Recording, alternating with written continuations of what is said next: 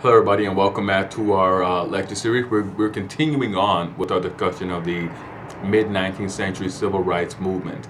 And we're going to pick right back up where we last left off. In our last lecture, we were covering the actions of Bull Connor. Um, Bull Connor, who initiated this sort of brutal, who sort of utilized these brutal repression tactics against civil rights activists, the protesters, protesting, demanding an end to Jim Crow segregation and unfair hiring practices in the city of Birmingham, Alabama.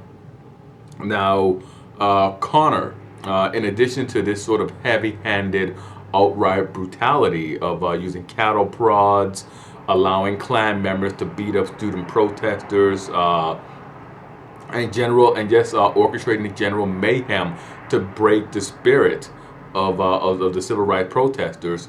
He also secured court injunctions, court orders, barring civil rights protests and duly arresting leaders such as Martin Luther King.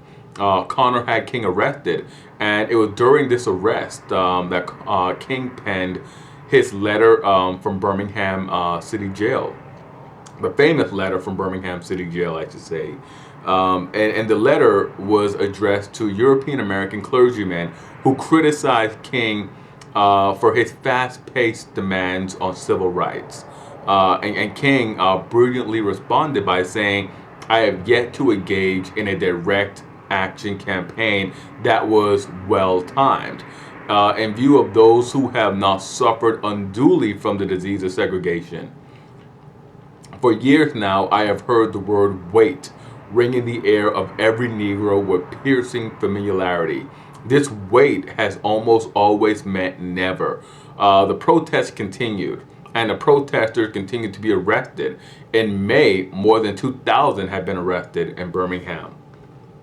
Now, tensions were taught has activists resisted Connor's hard-handed actions, that local business leaders asked President Kennedy to directly intervene. And remarkably, a federal mediator was able to successfully negotiate the integration of downtown Birmingham businesses. The segregationists were undeterred and conducted a city-wide bombing campaign that necessitated the intervention of federal troops. Nonetheless, Birmingham was a pivotal watershed moment in the mid 20th century civil rights movement. President John Kennedy, had been reluctant to support civil rights during the early years of his administration.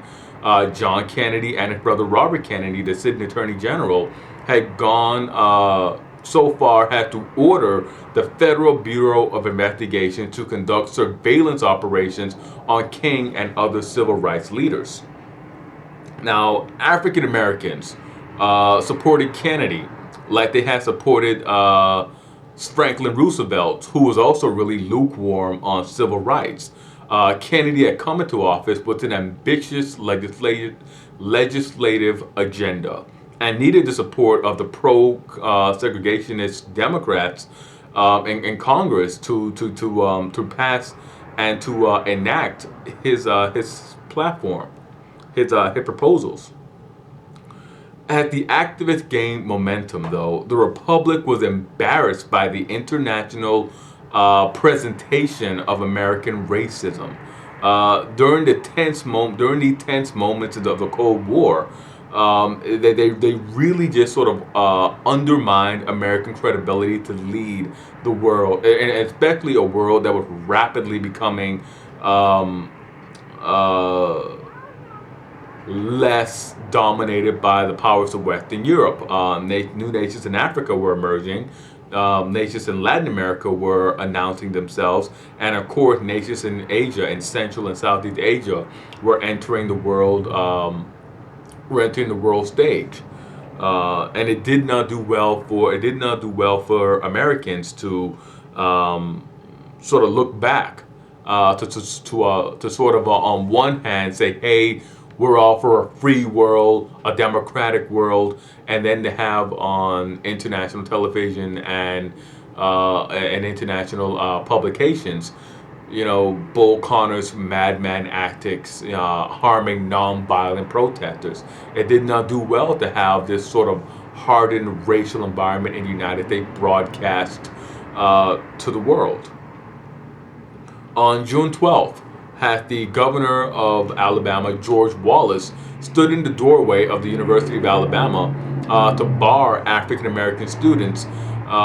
President John Kennedy announced on national television a new major federal initiative to enforce pro-civil rights court rulings. Now, tragically, that evening ended with the news of the murder of NAACP organizer and voting rights advocate Medgar Evers. Evers was murdered that night. He was shot in the back as he came home. Now, to show support for Kennedy's proposals, as well as to illustrate the broad support for civil rights, the leaders of the six largest civil rights organizations at the time came together to sponsor a march on Washington, D.C. In the summer of 1963, civil rights luminaries such as Whitney Young of the National Urban League, Roy Wilkins of the NAACP, James Farmer of CORE, the Congress of Racial Equality, John Lewis of SNCC, the Student Nonviolent Coordinating Committee, Martin Luther King Jr. And of the SCLC, the Southern Christian Leadership Conference, and more prominently, A. Philip Randolph, the old labor warhorse who threatened a march on Washington, D.C. back during the Depression to push Franklin Roosevelt to act. Was also a major organizer, major leader of this. Randolph was the head of the Brotherhood of Sleeping Car Porters and Negro American Labor Council, a very powerful and a very august man, A. Philip Randolph. Randolph and Rustin, who had organized the first freedom riots in the 1940s, came together to organize a march on Washington to commemorate the 100th anniversary of emancipation, of the Emancipation Proclamation back in 1862. Now, the two differed on the focus of the protest. Rustin wanted to focus on freedom, and Randolph wanted to focus on jobs. And King joined the two and pushed for a compromise solution on the focus of the march to be an expression of the movement's strength. It was accepted, but the division still remained and occasionally flared. Now, the most pressing issue was the stance and tone of the march. Now, the conservative civil rights organizations like the NAACP and the National Urban League, the NUL, wanted to take a non-violent, non-confrontational stance. More liberal groups like CORE and SNCC wanted to take a more militant stance, a more confrontational stance. They wanted to incorporate civil disobedience and more forceful language during the march.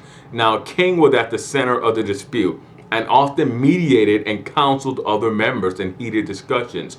And assuming a leadership role, King was conservative in his approach to confrontation and sided with those who wanted to pursue more moderate courses of action.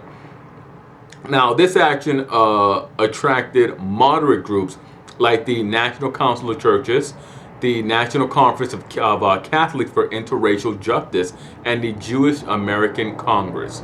Now, Rustin, from his Harlem offices, parlayed his role as the chief organizer of the march into that of a miracle worker. And what he did really was work a miracle.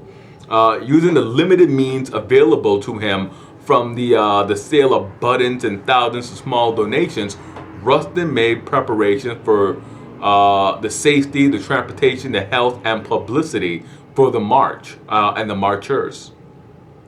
Through it all, a pessimistic fear that nobody would show up and the event would fail, it would be a washout, hung over the event planners. The fears proved unfounded, as more than 250,000 people, 250,000, I'm sorry about that, 250,000 people arrived by plane, train, and automobile. The turnout was even more remarkable given the diversity of the attendees. The marchers listened to one of the most important documents in the history of the Republic. The marchers, the march leaders, um, called for 10 demands. These demands included an end to housing and school discrimination, more jobs, and a raise in the minimum wage. Now, the March on Washington is most remembered for the stirring and timeless "I Have a Dream" speech made by Martin Luther King Jr., a speech that calls for the descendants of slaves and slave owners to embrace one another in brotherhood, for injustice and oppression to be transferred into freedom and justice, for the desert of injustice and oppression to be transformed into this oasis of freedom and justice, particularly in Mississippi. For children to grow up into adulthood being judged not on their skin color, but on the content of their character. King then concluded his speech with with the stirring words, free at last, thank God Almighty, we are free at last." The passion and the eloquence of King's oratory abilities have been well known to the civil rights community, for the civil rights activists, from the very beginning. But after this speech, his abilities became well known to the rest of the nation and the world as well. The great success of the march also illustrated the far-reaching impact of the non-violent approach of Gandhi. The philosophy will soon be tested, as 3 weeks after the March on Washington, the 16th Street Baptist Church in Birmingham was bombed. And in our last couple of lectures, I made these references that that Birmingham was called Bombingham because of the uninterrupted and unsolved. It's a large string of unsolved bombings that targeted the African American community. You had this real terror, this terrorist campaign being conducted. The philosophy of nonviolence will be tested by this moment.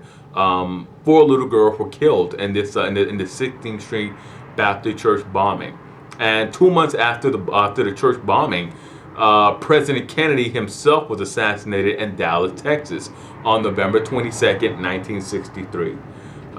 The death of John Kennedy sent shockwaves around the world and devastated the Republic, becoming a transformative event in the life of many. To the civil rights movement, to the leader, the death of Kennedy was met with grief and trepidation. Now, Kennedy was from Massachusetts, and he had chosen one of the most prominent Southern Democrats, or Dixiecrats, Lyndon B. Johnson of Texas, to serve as his running mate in 1960. Now, Johnson has served a long and distinguished career in both the House of Representatives and the Senate. What Johnson did not have was a stellar record on civil rights.